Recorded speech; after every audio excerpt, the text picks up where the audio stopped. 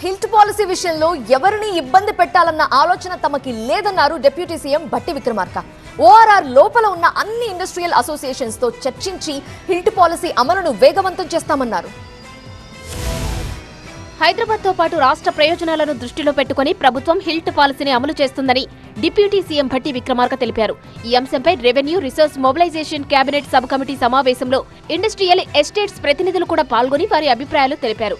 కాలుష్యకారక పరిశ్రమలన్నింటినీ ORR అవతలికి తరలించాలని, అయితే ఈ అంశంలో తాము అందరి అభిప్రాయాలు పరిగణలోనికి తీసుకుంటున్నామని ప్రభుత్వం స్పష్టం చేసింది. యూడీఎల్ పాలసీ కింద భూములను అభివృద్ధి చేసే కార్యక్రమంలో కేంద్ర రాష్ట్ర ప్రభుత్వాలు ఇండస్ట్రియల్ పార్కుల ప్రతినిధులు కలిసి అభివృద్ధి చేసుకునే ఆలోచన చేయాలన్నారు.